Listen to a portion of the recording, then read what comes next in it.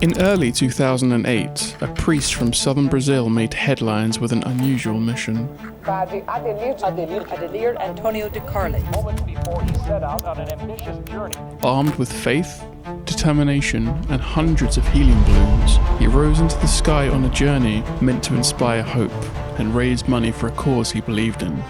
Driven by devotion and blinded by faith, he never considered how it might end.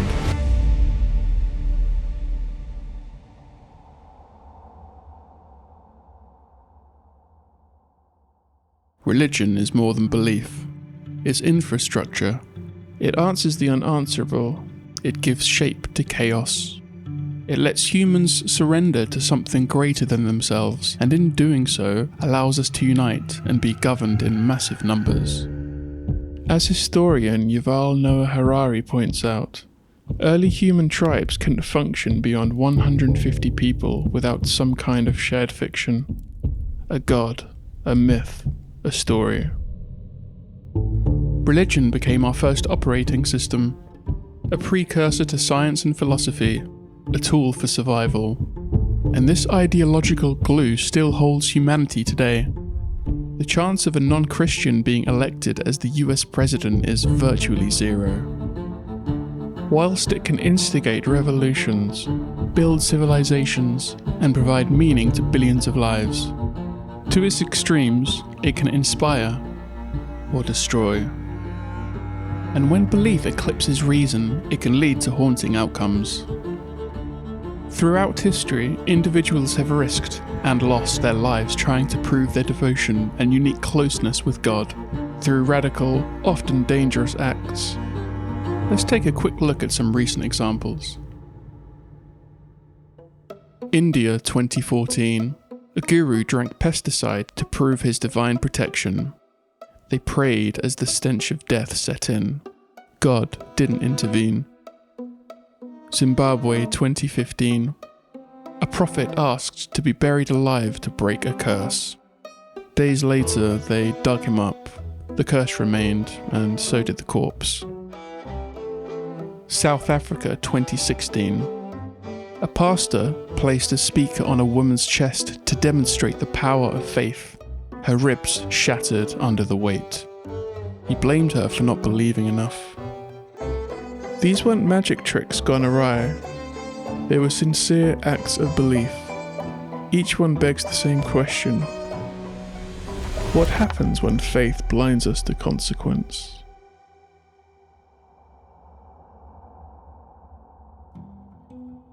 Adelir Antônio de Carli was born on February 8th, 1967, in southern Brazil, the third of 4 children in a modest household. His parents separated when he was just 4, where he moved with his mother to Paraguay. Sadly, she died of cancer when he was 15. After her death, Adelir returned to Brazil, working with his father as a tire repairman, then at a gas station run by his uncle, and even painted tablecloths by hand.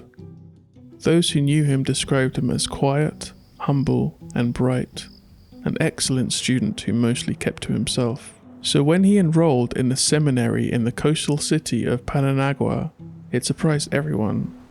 He wasn't the kind of person one would expect to become a priest, but once ordained in 2003, the trajectory of his life changed.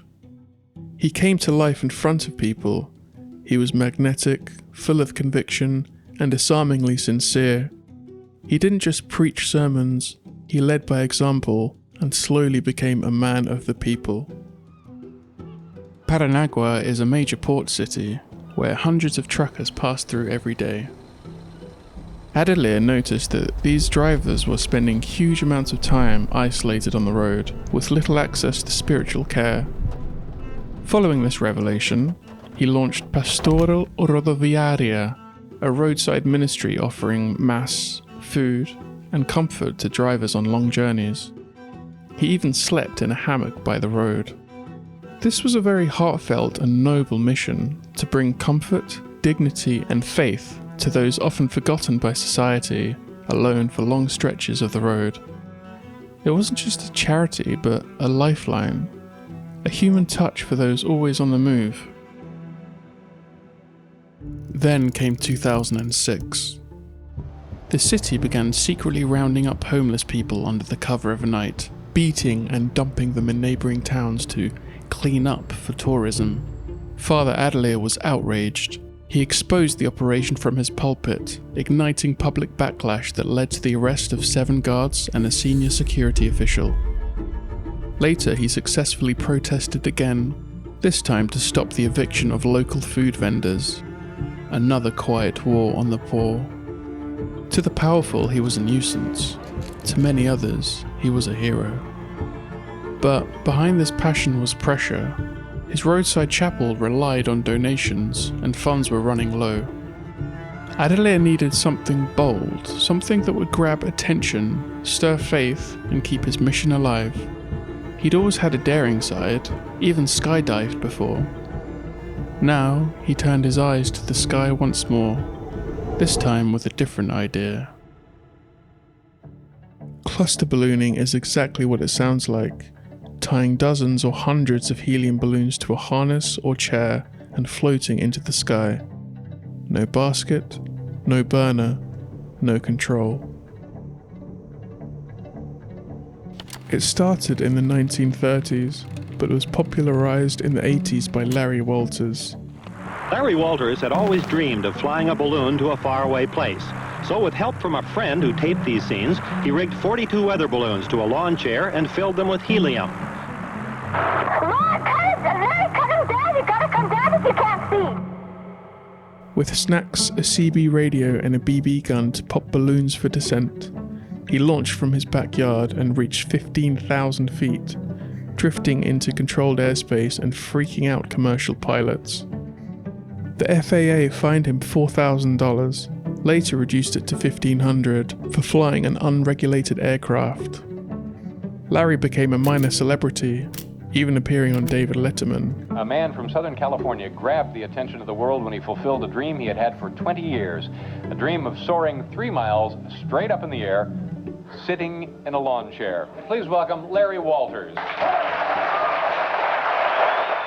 But what few people know is that Larry was a truck driver by trade, a solitary figure navigating America's highways. This was the very type of person Father Adelir would later dedicate his life to helping in Brazil. Now, perhaps Larry lacked the kind of spiritual support that Adelir wanted to provide, because 11 years after his daring flight, he wandered to Angeles National Forest where he shot himself in the heart, dying in 1993. No motive was known.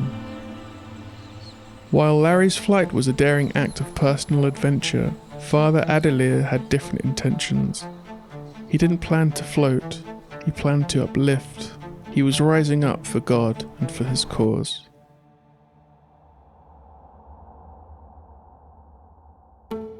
So Father Adelir saw potential in the absurd. Cluster ballooning was more than just a stunt, it was an opportunity. It was bold, visual, and deeply symbolic. The kind of thing people would talk about, and for Adelir, it was a way to turn faith into action, to take to the skies, not just for spectacle, but for a cause. So he began preparing. With 600 helium balloons strapped to a chair, he lifted off from the state of Paranaguá, hoping to prove that his vision wasn't just symbolic, but it was possible. It looked like something out of a dream. A Catholic priest in a helmet, tethered to hundreds of party balloons, slowly lifting off into the sky above Brazil. He travelled roughly 30 kilometers, about 18.5 miles, before safely landing across the border in Argentina near the province of Misiones. It was a 4-hour flight, reaching altitudes of up to 5,200 meters, or 17,000 feet. Impressive for a man with no formal ballooning experience. This was a very high risk, but it was a complete success. The stunt earned quiet praise and some media attention, being named the Balloon Priest by local and regional news outlets. But this was just the beginning. He set his sights on something bigger, a world record, a high-stakes spectacle meant to elevate his profile, secure funding, and honor what he believed was a divine calling.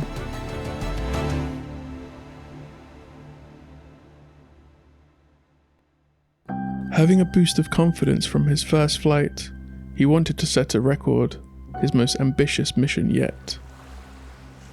He planned to soar for up to 20 hours, aiming to float approximately 300 to 400 kilometers inland, crossing the whole state from Paranaguá towards Mato Grosso do Sul, a long and daring journey across Brazil's vast skies, much riskier than before. To prepare, Father Adelir enrolled in paragliding school in Curitiba. He needed to grow more comfortable for longer periods in the air. But training didn't go well. He skipped theory lessons, ignored safety protocols, and after 2 serious infractions was expelled from the program. Undeterred, he pressed forward, but it was an early sign of how far determination could cloud judgment. He also took up survival and mountaineering courses as he planned to fly over remote areas and wanted to be prepared should he land in the wilderness, a cautious and measured step. Additionally, Adelir equipped himself with a thermal suit for freezing altitudes, a helmet, a parachute, a GPS device, and a satellite phone for emergency communication.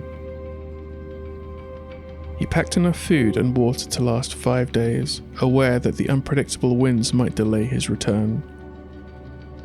Around 1,000 helium balloons were tied to his specially designed chair, set to lift him thousands of meters above the Earth. Despite the preparations, experts were alarmed. Cluster ballooning offered almost no control over direction, and at high altitudes, the risks of hypoxia and hypothermia were real. Critics questioned his equipment and lack of knowledge. Officials urged him to stop. The Brazilian Civil Aviation Agency called the flight reckless and ill-advised, warning him to follow regulations. Warnings he ignored. There was simply no room for doubt or logical concerns in his mind.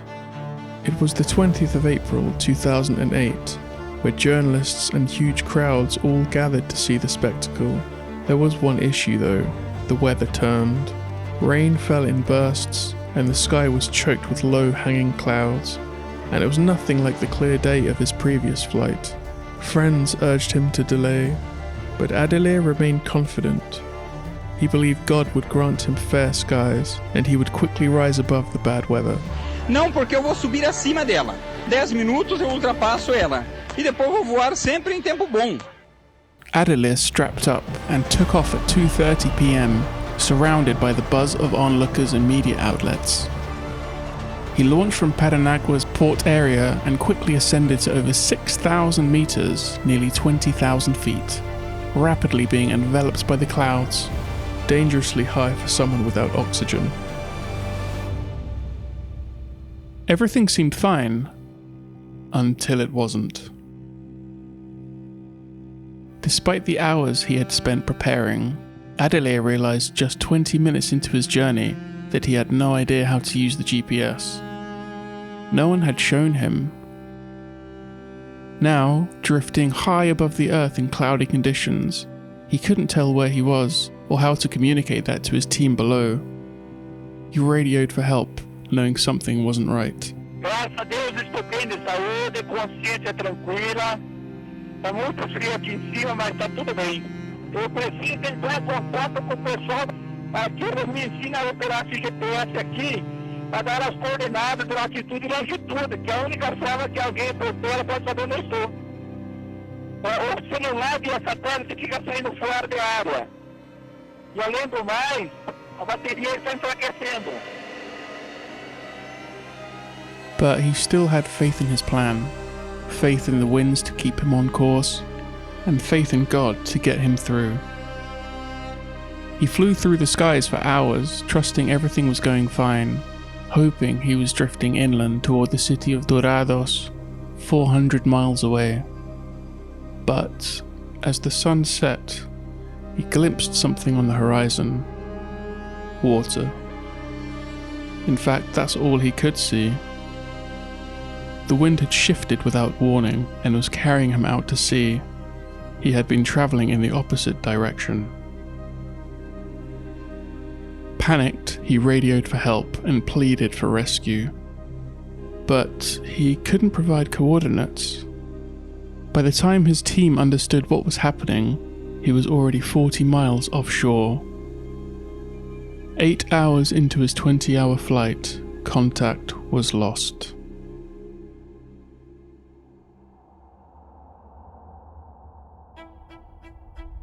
The search for Father Adelir was covered extensively, not just in Brazil, but across international media. His moniker, the Balloon Priest, was now global, stamped across headlines in multiple languages. For 9 days, aircraft and naval teams swept the coastline. But for this Brazilian priest, the quest turned into a search, as helicopters and rescue patrols scour the coastline for any signs of life or balloons. The Navy was continuing to look for Carli. The priest's family planned to hire a charter plane to search another area. But all they found were fragments. Scraps of his helium balloons bobbing in the Atlantic, a torn piece of his helmet, the mangled remains of his flight chair. Of the man himself, there was nothing. He had vanished without a trace, leaving the country suspended in grief, hope, and uncertainty.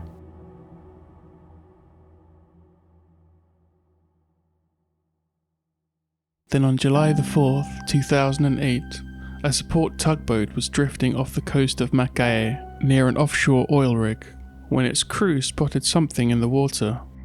At first, it looked like debris, another piece of wreckage perhaps. But as soon as they drew closer, it became horrifyingly clear. It was a body, or rather, part of one.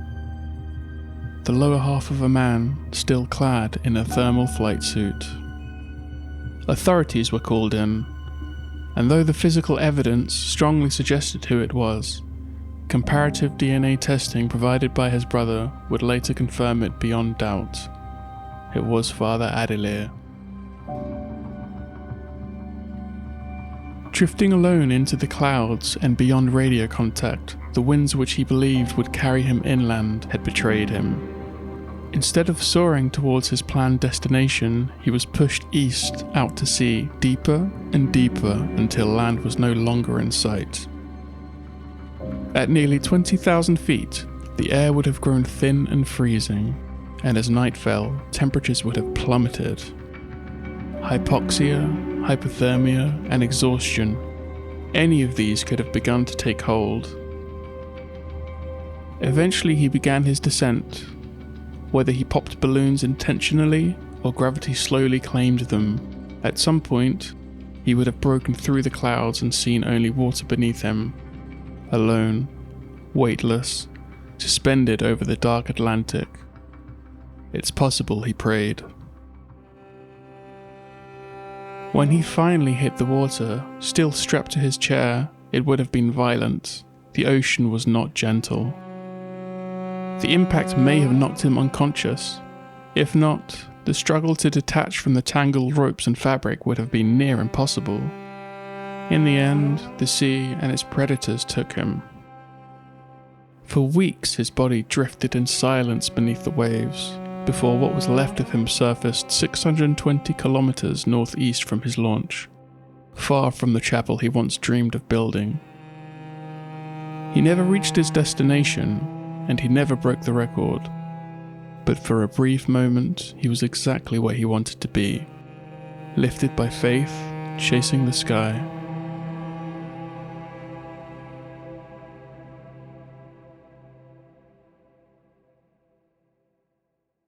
Father Adelir's story is more than just a tale of balloons and vanished dreams.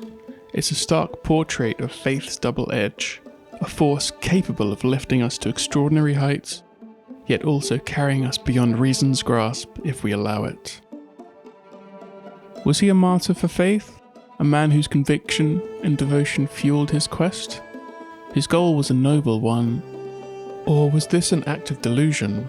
A man overwhelmed by zeal, blinded by the promise of miracles and public spectacle, pushing past the boundaries of safety and logic.